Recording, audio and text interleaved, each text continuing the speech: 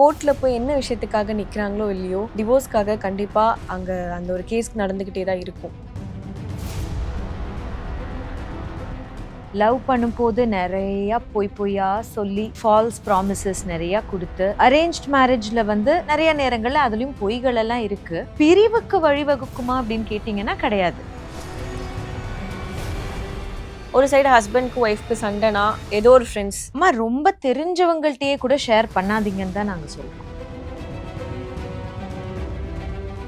அவங்க என்ன புருஷன்ட்ட சொல்லணும்னு நினைக்கிறாங்களோ அதை புருஷன்ட்ட சொல்றது கிடையாது. புருஷன் ஃபேமிலிட்ட என்ன சொல்லணும்னு நினைக்கிறாங்களோ ஸ்டேட்டஸா போய் வச்சிருவாங்க. நிறைய பேர் டிவோர்ஸ் கோ த்ரூ பண்ணிட்டு இருக்கும் போது தப்பான இன்னொரு நபரை வந்து சோஷியல் மீடியால இருந்து செலக்ட் பண்ணிடுறாங்க. எந்த ஒரு மேரேஜ்லயுமே கண்டிப்பா இருக்க வேண்டிய விஷயம் என்ன? ஃப்ரெண்ட்ஷிப் இருக்கணும். ஹஸ்பண்ட் அண்ட் ஒய்ஃபா இருந்தாலும் முதல்ல அவங்க ஃப்ரெண்ட்ஸா இருக்கணும். ஹலோ ஆல், இன்னைக்கு என் கூட சைக்காலஜிஸ்ட் டாக்டர் சரண்யா ஜெயக்குமார் இருக்காங்க. வணக்கம் மேம். வணக்கம்மா. மேம், இப்போ நம்ம எடுக்க போகிற டாபிக் பார்த்தீங்கன்னா மேரேஜ் லைஃப். இப்போ இருக்கக்கூடிய காலகட்டத்தில் பார்த்தீங்கன்னா கோர்ட்டில் போய் என்ன விஷயத்துக்காக நிற்கிறாங்களோ இல்லையோ, டிவோர்ஸ்க்காக கண்டிப்பாக அங்கே அந்த ஒரு கேஸ் நடந்துக்கிட்டே தான் இருக்கும். ஸோ இதோட ஸ்டார்டிங் ஸ்டேஜ் வந்து ஒரு சைட் பார்த்தீங்கன்னா அரேஞ்ச் மேரேஜ்க்கு தான் நிறைய டிவோர்ஸ் நடக்குது, இன்னொரு சைட் பார்த்தா இல்லை லவ் மேரேஜுக்கு தான் நிறைய டிவோர்ஸ் நடக்குது. பட் ஆக்சுவல் ஃபேக்ட் என்னன்னா, ஐ don't think it matters. Arranged marriage இல்லைன்னா லவ் மேரேஜ் எதில் டிவோர்ஸ் அதிகம் அப்படின்லாம் கேட்டால் ரெண்டுமே கிட்டத்தட்ட ஒன்றா தான் இருக்குது. இப்போது லவ் மேரேஜ் பண்ணுறவங்க வந்து லவ் பண்ணும்போது நிறையா பொய்யா சொல்லி ஃபால்ஸ் ப்ராமிசஸ் நிறையா கொடுத்து அதுக்கப்புறமா கல்யாணம் பண்ணிட்டு வரும்போது அதெல்லாம் பொய்ன்னு தெரிஞ்சதுக்கு அப்புறமா நிறைய சண்டைகள் வருது. அரேஞ்ச்ட் மேரேஜ்ல வந்து நிறைய நேரங்கள்ல அதுலயும் பொய்கள் எல்லாம் இருக்கு. பட் கல்யாணம் பண்ணி கூட்டிட்டு வரும்போது மருமகள் எப்படி நடத்துறாங்க, அவங்களோட ஆசை பாசங்களுக்கு வந்து எவ்வளவு இம்பார்ட்டன்ஸ் கொடுக்குறாங்க, அந்த மருமக எந்த அளவுக்கு வாழப்போற குடும்பத்துல இருக்கிறவங்களுக்கு மரியாதை கொடுக்குறாங்க, இப்படி நிறைய விஷயங்கள் இருக்கு. சுத்தி இதுலதான் சண்டை வரும். பட் ரீசன்ட் டேஸ்ல நீங்க பாத்தீங்கன்னா நிறைய ப்ரொஃபஷன் ரிலேட்டடா இல்லை அப்யூஸ் ரிலேட்டடா குடிச்சிட்டு வந்து ரொம்ப மிஸ்பிஹேவ் பண்ணுறாரு, இல்லை நிறையா கடன் வாங்கிட்டாங்க, ஃபினான்ஷியலி ரொம்ப அன்ஸ்டேபிளாக இருக்காங்க, இப்படி ஒரு பர்சனோட வாழ முடியாது, இந்த மாதிரி காரணங்களுக்காகவும் டிவோர்ஸ் ஃபைல் ஆகுறாங்க. ஸோ இதோட ஒன் ஆஃப் த ரூட் பார்த்தீங்கன்னா ஏர்லி மேரேஜஸ். இப்போது நம்ம ஊரில் பார்த்தீங்கன்னா லவ் மேரேஜ்னால ரொம்ப ஏர்லியாக மேரேஜ் பண்ணிக்கிறது. இதுவே கிராம சைடில் பார்த்தீங்கன்னா பேரண்ட்ஸோட சப்போர்ட்டோட அந்த அரேஞ்ச் மேரேஜ் நடக்கிறது. ஸோ ஏர்லி மேரேஜஸ் கூட இந்த டிவோர்ஸ்க்கான ஒன் ஆஃப் த ரீசன் சொல்கிறாங்க. ஏன்னா அந்த ஒரு ப்ராப்பர் அண்டர்ஸ்டாண்டிங், அந்த புரிதல் இல்லாத ஒரு வயசுல பண்ணிக்கிறதுனாலயா? புரிதல் அப்படிங்கிறது வரத்துக்கு டைம் ஆகும். அதனால நம்ம மேரேஜஸ் எல்லாத்தையுமே கண்டிப்பா தள்ளி போடணுமா அப்படின்னு கேட்டீங்கன்னா அதுக்கு இது பதில் கிடையவே கிடையாது. கண்டிப்பா maturity to understand family life கண்டிப்பா ஒரு 30 வயசுக்கு மேலதான் வரும். அது வரைக்கும் கொஞ்சம் மிஸ் அண்டர்ஸ்டாண்டிங்ஸ் இருக்கும். சின்ன பிள்ளைங்க மாதிரி எதுக்கு எடுத்தாலும் சண்டை போட்டுட்டு இருக்கிறது இது எல்லாமே இருக்கத்தான் செய்யும். ஆனா இது எல்லாமே பிரிவுக்கு வழிவகுக்குமா அப்படின்னு கேட்டீங்கன்னா கிடையாது. அன்லெஸ் தேவையில்லாத வெளி சோர்சஸ் எல்லாம் வந்து இன்வால்வ் ஆகி தேவையில்லாத பேரண்டல் இன்வால்வ்மெண்ட், தேவையில்லாத ஃப்ரெண்ட்ஸ் எல்லாம் வந்து இன்வால்வ் ஆனதுக்கு அப்புறமா அந்த ஹஸ்பண்ட் அண்ட் ஒய்ஃப் ரிலேஷன்ஷிப்பே ஒரு மாதிரி ரொம்ப அக்லியா ஆனதுக்கு அப்புறமா தான் அது வந்து டிவோர்ஸ் வரைக்கும் போயிடும். அப்படி இல்லைன்னா சண்டை போட்டுப்பாங்க, அடுத்த நாள் சேர்ந்துப்பாங்க. அந்த மாதிரியான ஃபேமிலி லைஃப் தான் நிறையவே இருக்கு. ஸோ ஏஜ் வந்து லேட்டா தான் கல்யாணம் பண்ணணுமா அப்படின்னு நீங்க கேட்டீங்கன்னா no, I don't think that's the answer. Okay.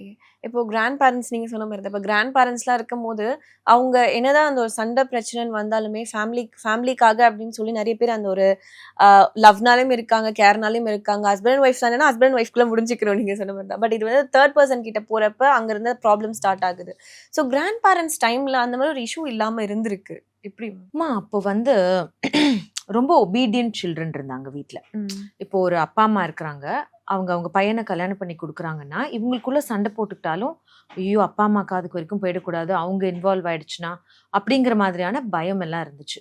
ஆனால் இந்த ஜெனரேஷன் அப்படி கிடையாது. They are very very independent. எங்களுக்கு எங்கள் வாழ்க்கையை பற்றி என்ன செய்யணுங்கிறது எங்களுக்கு தெரியும் அப்படிங்கிற மாதிரியான ஒரு இமோஷனல் இண்டிபெண்டன்ஸ் அவங்கள்ட்ட இருக்கு. ஸோ வீட்டில் இருக்கிறவங்க சொல்றதெல்லாம் கேட்குறாங்களா அப்படின்னு கேட்டிங்கன்னா கிடையாது. இந்த ஜெனரேஷன் அதை கேட்கறது கிடையாது. இப்போ இருக்கிற பிரச்சனைகள் எல்லாம் உங்களுக்கு புரியாது, நீங்க தலையிடாதீங்க அப்படின்னு சொல்லக்கூடிய சில்ட்ரன் தான் இருக்காங்க. அண்ட் பேரண்ட்ஸுமே நிறைய நேரத்துல நடுநிலையா இல்லை. முன்னாடி வந்து மருமகளை அப்படியே நின்னு சப்போர்ட் பண்ண இன்லாஸ் எல்லாம் இருக்காங்க. ஏய் நீ சும்மா இருடா, அவ பாவம் நம்ம வீட்டுல வாழ வந்திருக்கா இப்படின்னு சொன்னவங்க எல்லாம் ஒரு காலத்துல இருந்திருக்காங்க. ஆனா இப்ப வந்து கொஞ்சம் பயாஸ்டா தான் இருக்கிறாங்க அப்படின்னு நினைக்கிறேன். ஏன்னா அந்த பேரண்டிங் ஸ்டைலே மாறிடுச்சு இல்லையா? என் பிள்ளை என்ன பண்ணாலும் கரெக்ட், நான் என் பிள்ளைக்கு தான் சப்போர்ட் பண்ணுவேன் அப்படின்னு சொல்லக்கூடிய பேரண்ட்ஸ் இருக்கிறாங்க. நிறைய கேர்ள்ஸுமே மிஸ்டேக் பண்ணும் போது அதை கரெக்ட் பண்ணாம இருக்கிற பேரண்ட்ஸும் இருக்கத்தான் செய்றாங்க. நான் என்னோட கவுன்சிலிங் எக்ஸ்பீரியன்ஸ்ல பார்க்கும்போது சில நேரங்களில் நமக்கே தெரியும், சே இந்த பிள்ளைய வந்து ரொம்ப பேம்பர் பண்றாங்களா, அப்பா அம்மா அதிகப்படியா பேம்பர் பண்றாங்க. பேம்பர் பண்ணலாம், நான் இல்லைன்னு சொல்லல. ஆனா ரொம்ப அதிகப்படியா பேம்பர் பண்ணும்போது அவங்க செய்யற தவறுகளை கூட சுட்டி காட்டுறதுக்கு வந்து பேரண்ட்ஸ் வந்து மறுக்கிறாங்க அப்படிங்கிறது தான் எனக்கு தோணுது. அதுதான் நிறைய பிரச்சனைகளுக்கு காரணமும் கூட. ஸோ இப்போ ஹஸ்பண்ட் அண்ட் ஒய்ஃப் இவங்க 2 பேரும் எடுத்துக்கிட்டோம்னா, இந்த சோஷியல் மீடியா அப்படிங்கிறது ஒன்று உள்ள வந்தது ஹஸ்பண்ட் அண்ட் ஒய்ஃப்குள்ள. ஒரு சைடு ஹஸ்பண்ட்க்கு ஒய்ஃப்க்கு சண்டைனா ஏதோ ஒரு ஃப்ரெண்ட்ஸ், ஒரு தேர்ட் பர்சன், ஃபேஸே தெரியாத ஒரு ஃப்ரெண்ட் கிட்ட அதை போய் நம்ம ஷேர் பண்ணிக்கிறது எந்த அளவுக்கு அந்த ஒரு ரிலேஷன்ஷிப்பை ஹெல்தி ஆகும்? அம்மா ரொம்ப தெரிஞ்சவங்கள்ட்டயே கூட ஷேர் பண்ணாதீங்கன்னு தான் நாங்க சொல்றோம். உங்களுக்குள்ள ஒரு சண்டை, ஒரு மிஸ் அண்டர்ஸ்டாண்டிங்னா முடிஞ்ச அளவுக்கு நீங்க பேசி தீர்த்துக்க பாருங்க. அப்படி இல்லையா இருந்தா யாராவது ஒரு உண்மையான ஒரு குட் சோல் நடுநிலையா இருக்கிறவங்க கிட்ட நீங்க வந்து ஹெல்ப் கேட்கலாம். கொஞ்சம் இதை சார்ட் அவுட் பண்ணுங்கன்னு ஹெல்ப் கேட்கலாம். That can be an in-law, friend, அந்த மாதிரி யாராச்சும் ஒருத்தர். ஆனா குரூப் சேர்க்கறத பண்ணக்கூடாது. என் சைட்ல எத்தனை பேர் எனக்கு சப்போர்ட் பண்றாங்க, உன் சைட்ல எத்தனை பேர் உனக்கு சப்போர்ட் பண்றாங்கன்னா அது மேன் வர்சஸ் உமன் அந்த மாதிரி ஆயிடும். இதுல நீங்க as you very rightly said, social மீடியால வந்து நிறைய பேர் போய் ஃபர்ஸ்ட் என்ன பண்ணுவாங்கம்மா, ஸ்டேட்டஸ். அவங்க என்ன புருஷன்ட்ட சொல்லணும்னு நினைக்கிறாங்களோ அதை புருஷன்ட்ட சொல்றது கிடையாது. புருஷன் ஃபேமிலிட்ட என்ன சொல்லணும்னு நினைக்கிறாங்களோ ஸ்டேட்டஸா போய் வச்சிருவாங்க. இப்போ நீங்க ஸ்டேட்டஸா வைக்கிறனால உங்களுக்கு தீர்வு கிடைக்குமா அப்படின்னு கேட்டீங்கன்னா கிடையவே கிடையாது. அதுல இருந்தெல்லாம் உங்களுக்கு தீர்வு கிடைக்காது. இன்ஃபேக்ட் நீங்க உங்களோட இமோஷனல் டிஸ்டர்பன்ஸை வெளியில காட்டுறீங்க. நீங்க ஒரு வீக் பர்சனா வெளியில ப்ரொஜெக்ட் பண்றீங்க. நான் சக்சஸ்ஃபுல்லா இருக்கிறத சோஷியல் மீடியால காட்டணும்னு விருப்பப்படுவேனா, இல்ல நான் ஏமாந்துட்டேன், நான் வந்து ஒருத்தங்களை எதிர்க்கிறேன் அப்படிங்கிறத காட்டணும் அப்படிங்கிறத நினைக்கிறேனா அப்படிங்கிறது இருக்கு இல்லையா? So you become a victim, you become a target also. ஏன்னா இந்த மாதிரி வீக்கான பீப்புளை டார்கெட் பண்ணி ஏமாத்துறவங்க சோஷியல் மீடியால இருக்கிறாங்க. அப்போ அதை பார்த்துட்டு யாரோ ஒருத்தர் I understand your in trouble, நான் இருக்கேன் உங்களுக்கு, நீங்க எதுக்குன்னா அவங்க எல்லாம் இருக்க மாட்டாங்க. அவங்க வெறும் மெசேஜ்ல தான் இருப்பாங்க, நிஜத்துல யாருமே வரமாட்டாங்க. அப்போ இது வந்து அவங்களுக்கு புரியாது. ரொம்ப லோவா இருக்கும் போது சோஷியல் மீடியாக்குள்ள இருந்து ஒரு குரல் நான் இருக்கேன் உனக்குன்னு சொல்லும் போது யாரா இருந்தாலும் ஏமாறத்தானே செய்வாங்க. ஆனா நீங்களா அப்படி ஒரு வலையில போய் தயவு செஞ்சு விழாதீங்க. நிறைய பேர் டிவோர்ஸ் கோ த்ரூ பண்ணிட்டு இருக்கும் போது தப்பான இன்னொரு நபரை வந்து சோஷியல் மீடியால இருந்து செலக்ட் பண்ணிடுறாங்க. பார்க்கும்போது அது பெட்டரா இருக்கு அப்படின்னு நினைச்சிடுறாங்க. தென் லேட்டர் தே ரியலைஸ்ட், ஐயோ நான் இன்னொரு ட்ராப்ல வந்து மாட்டிக்கிட்டேனே. நிறைய பேர் அந்த மாதிரி மாட்டிட்டு இருக்காங்க. இருக்கிற ஒரு ரிலேஷன்ஷிப்ல இருந்து உடனே இன்னொரு ரிலேஷன்ஷிப்க்கு போகாதீங்க. நீங்க ஒரு பிரேக்கப் ஃபேஸ்ல இருக்கும் போது யாரை பார்த்தாலும் நல்லவங்க மாதிரி தான் தெரியும். அவங்க எனக்கு நல்லது செய்வாங்க, இது எனக்கு ஒரு நல்ல வாழ்க்கையை கொடுக்கும் அப்படிங்கிற மாதிரி தான் தெரியும். ஆனா நோ, அப்படி ஒரு விஷயமே நடக்காது. கொஞ்சம் நீங்க டேக் அ பிரேக். அப்பதான் உங்களால அடுத்து வரக்கூடிய ஒரு நபரை வந்து கரெக்டா ஜட்ஜ் பண்ண முடியும். ஸோ இப்போ இதெல்லாம் ஒரு சைடு இருக்கும் போது 9 years 10 years ஆஃப் லவ் இருக்கும், அது சக்ஸஸ்ஃபுல்லா மேரேஜ்ல போய் முடியும் வித் பேரண்ட் சப்போர்ட்டோட. ஆனா ஆஃப்டர் மேரேஜ் ஏதோ ஒரு மிஸ் அண்டர்ஸ்டாண்டிங், ஏதோ ஒரு ஈகோ கிளாஷ் ஆகுது. அந்த ஒரு 9 to 10 years இல்லாத ப்ராப்ளம் ஆஃப்டர் மேரேஜ் எதனால ஏற்படுதுமா? எந்த ஒரு மேரேஜ்லயுமே கண்டிப்பா இருக்க வேண்டிய விஷயம் என்ன, ஃப்ரெண்ட்ஷிப் இருக்கணும். ஹஸ்பண்ட் அண்ட் ஒய்ஃபா இருந்தாலும் முதல்ல அவங்க ஃப்ரெண்ட்ஸா இருக்கணும். ஃப்ரெண்ட்ஸானா எப்படி இருப்போம், understand each other, respect each other. நீ என்ன வாழ்க்கையில் ஆகணும்னு நினைக்கிற, நான் உனக்கு சப்போர்ட் பண்றேன். நீ என்ன ஆகணும்னு நினைக்கிற, நான் சப்போர்ட் பண்றேன். நான் என்ன ஆகணும்னு நினைக்கிறேன், நீ எனக்கு சப்போர்ட் பண்ணுங்கிற மாதிரியான ஒரு அண்டர்ஸ்டாண்டிங் இருக்கணும். குழந்தைங்கன்னு வந்ததுக்கு அப்புறமா நீ பெட்டர் பேரண்டா நான் பெட்டர் பேரண்டாங்கிற அந்த காம்படிஷன் வந்துட்டாலே அந்த ஃபேமிலி கிராக் ஆக ஆரம்பிச்சிடும். 2 பேரும் சேர்ந்ததுதான் பேரண்ட் அப்படிங்கிற அந்த டேர்ம். அம்மா தனி அப்பா தனி கிடையாது. அந்த குழந்தை வந்து அப்பாவை பிடிக்குமா அம்மாவை பிடிக்குமா இந்த மாதிரி எல்லாம் கேட்கறது. அப்பா முக்கியமா அம்மா முக்கியமா, அப்பாவும் முக்கியம் அம்மாவும் முக்கியம். ஒரு குழந்தை வந்து அம்மாவை எதிர்த்து பேசினா, அம்மா சொல்றத கேட்கலன்னா அப்பா தான் முதல்ல வந்து நிக்கணும்.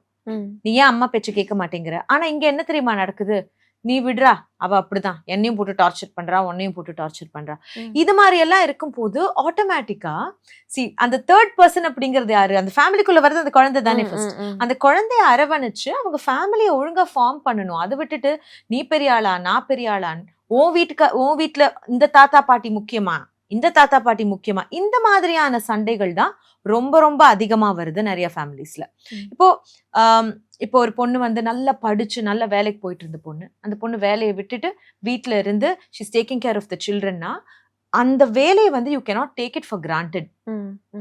அதை நம்ம கண்டிப்பா கிராண்டடா எடுத்துக்கவே கூடாது. It's not easy.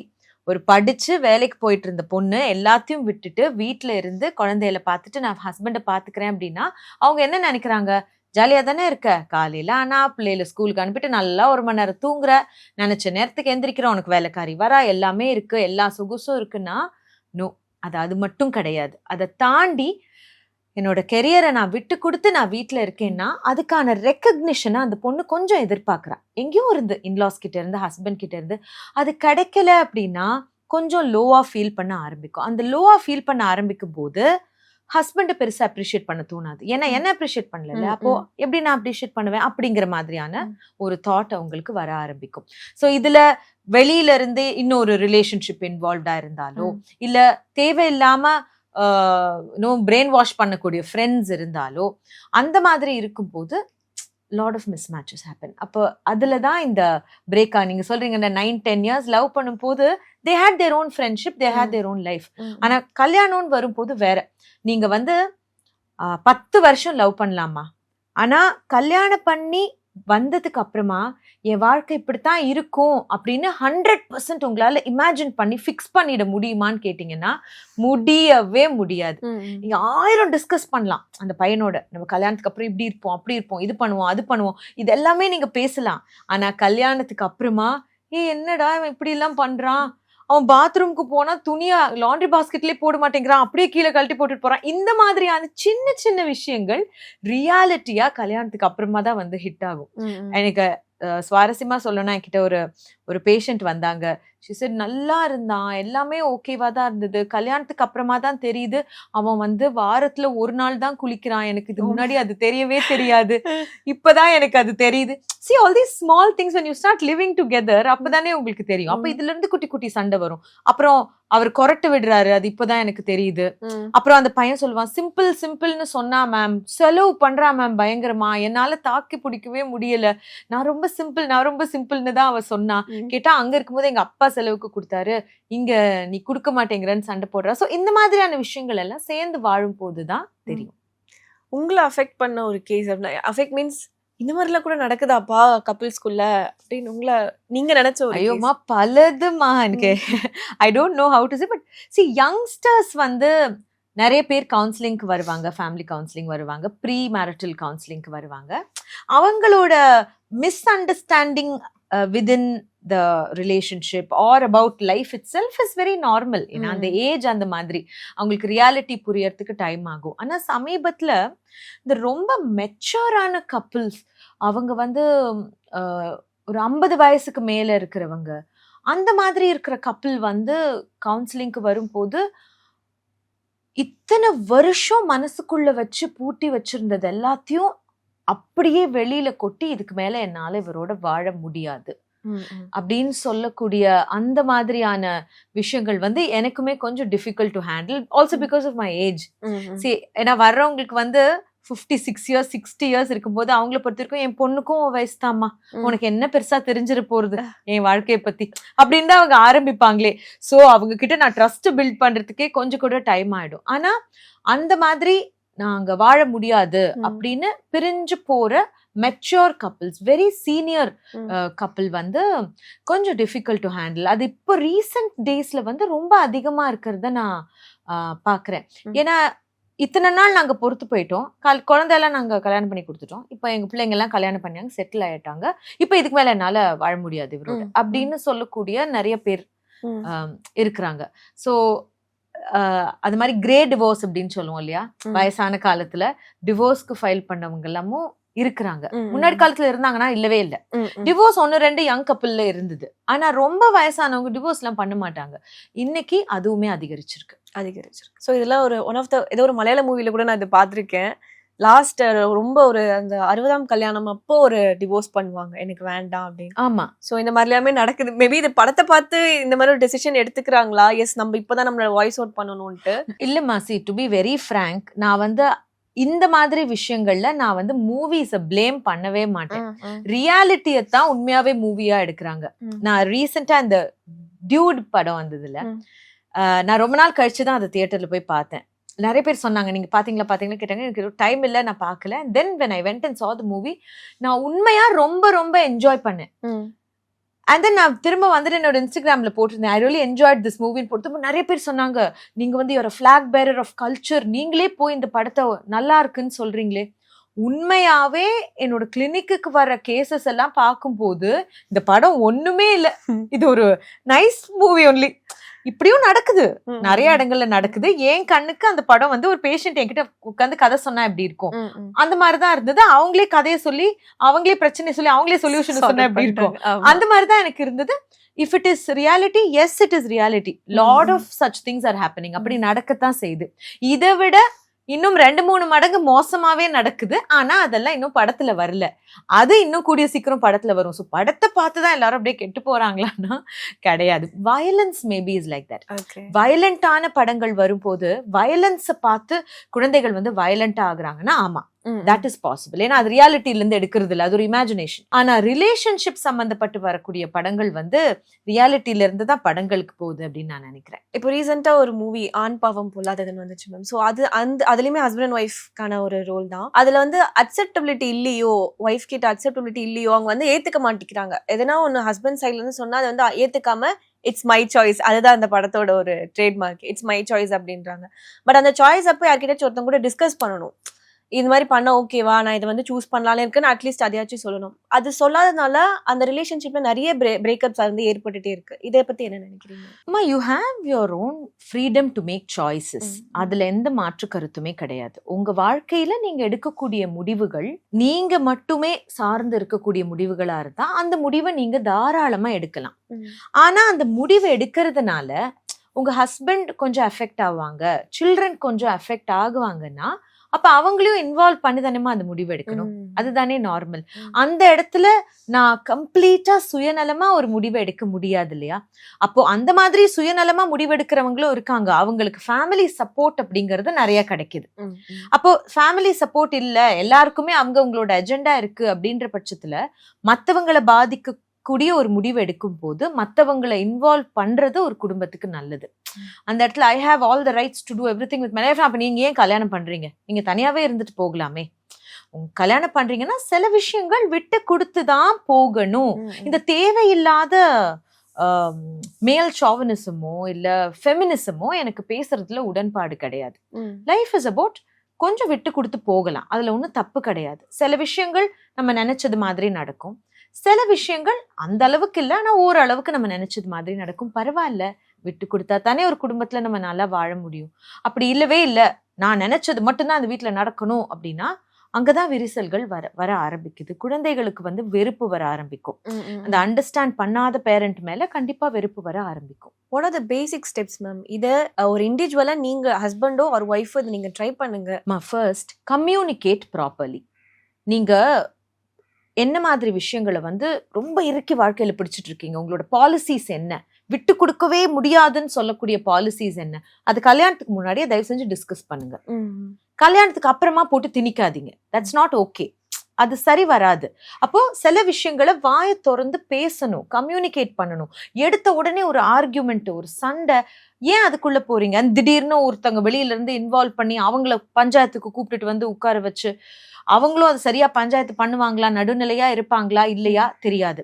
நிறைய பேர் இன்னும் ப்ரொஃபஷனல் ஹெல்ப்புக்கு வர்றதுக்கு இன்னும் தயங்குறாங்க.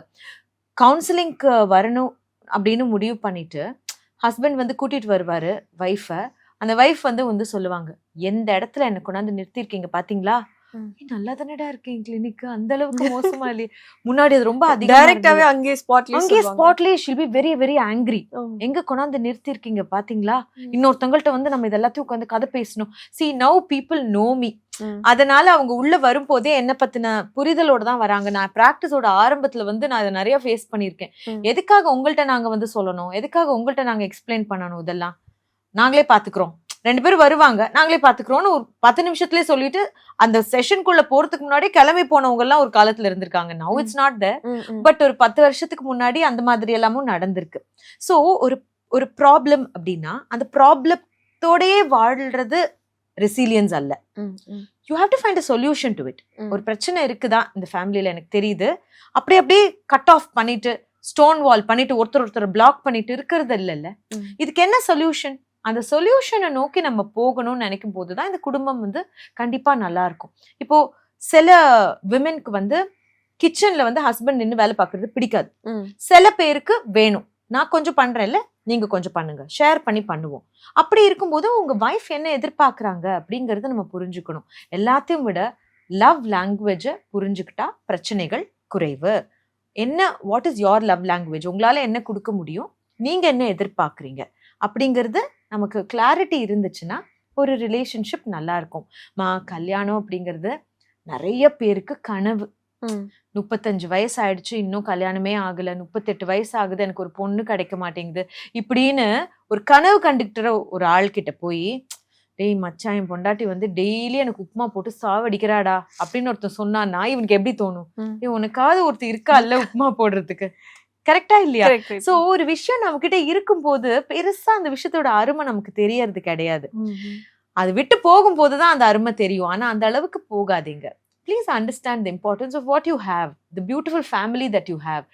சின்ன பிரச்சனைகளா பேசி தீர்த்துக்கலாமே, அதை போட்டு இழுத்து பெருசாக்கி காம்ப்ளிகேட் பண்ணி don't do that. And சண்டை அப்படின்னு வரும்போது ஒரு அளவுக்கு மேல போகும்போது இந்த சண்டை பெருசா ஆகுது, ஆர்கியூமெண்ட் ரொம்ப பெருசா ஆகுதுன்னா தயவு செஞ்சு அந்த இடத்துலயே அதை நிறுத்திடுங்க.